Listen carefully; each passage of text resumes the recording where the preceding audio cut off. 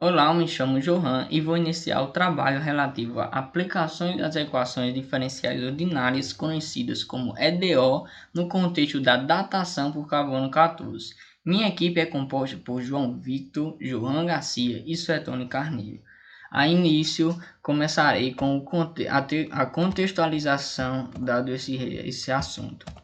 Em meados de 1947, um químico chamado Willard Frank Lieb descobriu o que hoje é conhecido como datação por carbono 14, ou radiocarbono. Ele descobriu isso junto com seus alunos no Instituto de Estudos Nucleares.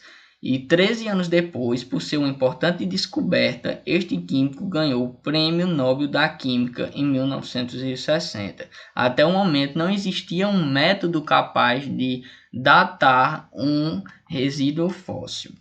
Mas enfim, o que é o carbono 14? Carbono em si é um elemento muito conhecido que possui 6 prótons em sua natureza. Como podemos ver aqui na imagem, temos aqui sua eletrosfera e seus elétrons ao redor dele, né? E no núcleo, de forma pintada em bolinhas azuis e vermelhas, totalmente fictícia, encontramos os nêutrons e os prótons. Somando os dois, a massa é 14 desse carbono que estamos falando agora, que é instável e radioativo. Ele possui 2 nêutrons a mais do que sua última versão estável, que é o carbono 12. Mas enfim, para como funciona esse procedimento da datação? O carbono 14 ele está presente em todos os organismos e ele possui uma quantidade abundante no corpo, ok? Porém, a partir do momento que aquele ser falece, se for um ser vivo, pode ser outro material, como esse, eu vou até mencionar agora, que essa datação ela pode ser feita de uma forma abrangente nos materiais orgânicos. Eles podem ser os ossos humanos, animais, como pode ser resíduos fósseis, também conchas marinhas, e até no exemplo lá do sudário de Turim. E o carbono 14 ele tem uma meia-vida e é isso que faz com que seja possível a datação. Como assim? O que isso significa? Após passar-se 5.730 anos da confecção daquele material, por exemplo, que existe aquele ser, o que acontece? A quantidade de carbono 14 ele decai para a metade do que existia anteriormente, quando o organismo era vivo. Então, sabemos que após essa quantidade de anos, ocorreu caiu pela metade. E isso, com essa taxa de desintegração, nós somos capazes de calcular e desenvolver uma fórmula que calcule a datação desses materiais através da radioatividade que o resíduo possui. Para uma boa margem para o cálculo, é bom a gente medir em torno de 100 a 40 mil anos. A maior que isso, entre 40 a 70 mil anos, é um número já complexo que talvez não seja tão exato o cálculo da data, seja bem dificultoso, porque quanto maior a quantidade de anos, mais vai tender a zero a quantidade de carbono 14 presente naquele material que estamos calculando a datação. E quanto menor, quando chegar em zero, é impossível calcular. Então, até 70 anos fica bem duvidoso. A margem boa é até 40 anos, 40 mil anos, 100 anos a 40 mil anos. De 40 a 70 mil anos é bem duvidoso e acima disso, pouco provável você vai conseguir uma datação correta. E é isso, então vamos prosseguir agora para as aplicações práticas. Bom, e dando prosseguimento ao nosso trabalho, a gente chega na parte das aplicações práticas. Nessa parte, o nosso grupo optou por trazer não só qualquer exemplo, mas trazer um exemplo que está perto da gente, que está no Nordeste brasileiro e que muita gente não conhece. Aqui nessa foto da esquerda, a gente vê um fóssil que está exposto no Museu do Homem Americano, que fica na cidade de São Raimundo Nonato, aqui mais ao sul do Piauí. E aqui do lado direito é o Museu da Natureza, que é um museu novo que foi inaugurado faz aí mais ou menos uns 3 anos.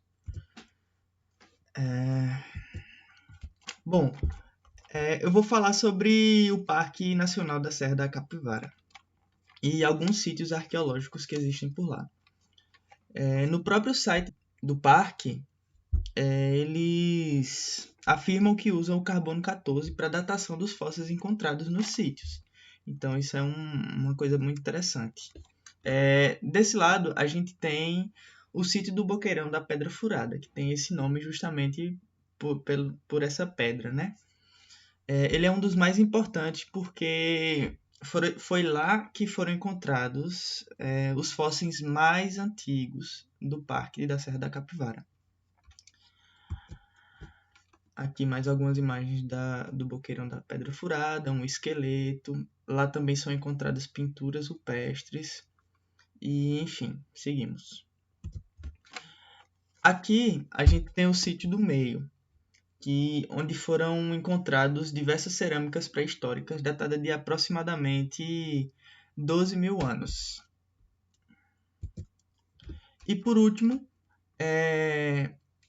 a Toca do Antonião, e que ficou muito famosa por terem achado o esqueleto de uma mulher que foi batizada de Zazá e que tem aproximadamente 12 mil anos. Aqui do lado direito a gente tem uma foto de um esqueleto também, datado de aproximadamente 11 mil anos, e aqui um fóssil de algum animal que vivia na região. Olá, meu nome é João Vitor e eu vou dar prosseguimento com a nossa apresentação. Eu vou falar sobre o exercício resolvido. No enunciado da questão, nós temos o seguinte. Em um fóssil de um animal foi encontrado 1/500 avos da quantidade original de carbono 14. Sabe-se que a meia-vida do carbono 14 é de 5.600 anos, ou seja, em 5.600 anos, metade do carbono 14 presente transformou-se em carbono 12. A seguir, vamos determinar a idade deste fóssil. A função que nós vamos utilizar é yt igual a y0 vezes e menos k sobre t. Esta equação que nós vamos utilizar, ela é proveniente da equação diferencial ordinária y' é igual a menos k vezes y, onde o y, que está multiplicando o k, ele vai passar dividindo, e aí vai ficar y' sobre y igual a menos k, e aí nós fazemos todo o integral e todo o processo, que aí nós chegamos na equação yt é igual a y0 vezes e elevados a menos k sobre t, onde yt é a quantidade total de carbono, y0 é a quantidade inicial de carbono, t é o tempo e k é a constante de proporcionalidade. Sabendo que a meia-vida é um valor de 5.600, nós obtemos que t é igual a 5.600 e yt é igual a y0 sobre 2.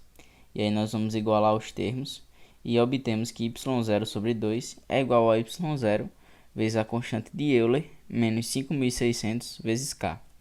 Cortando os dois y0 de cada lado da equação, nós obtemos que 1/2 é igual a constante de Euler menos 5.600 sobre k. Nós colocamos o ln dos dois lados porque nós queremos obter o valor da variável k, e para isso nós precisamos anular a constante de Euler, e nós fazemos isso colocando ln dos dois lados. E aí nós obtemos a seguinte equação. ln de 1/2 é igual a menos 5.600k. Nós sabemos que a ln de 1/2 é igual a menos ln de 2. E aí, com isso, nós isolamos a variável k e obtemos que k é aproximadamente 0,000123,776. Após obtermos o valor de k, nós vamos obter o valor de t. E aí nós vamos utilizar a seguinte fórmula.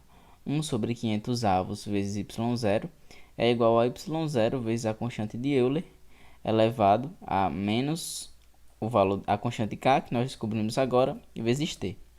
Vamos fazer a mesma coisa que fizemos anteriormente, cortando a variável y0, e aí nós vamos obter que 1 sobre 500 avos é igual a constante de Euler elevado a menos k vezes t. Adicionando o ln dos dois lados, já que nós queremos obter o valor da variável t, e para isso nós precisamos cortar a constante de Euler, nós obtemos a seguinte equação. ln de 1 sobre 500 é igual a menos 0,000123,776t. E aí nós isolamos a variável t e nós sabemos que ln de 1 sobre 500 é igual a menos ln de 500. E com isso nós obtemos que t é 50.208 anos. A seguir nós temos as nossas referências bibliográficas, que foi de onde nós tiramos todos os materiais, todas as fontes utilizadas em nosso trabalho. E obrigado pela sua atenção.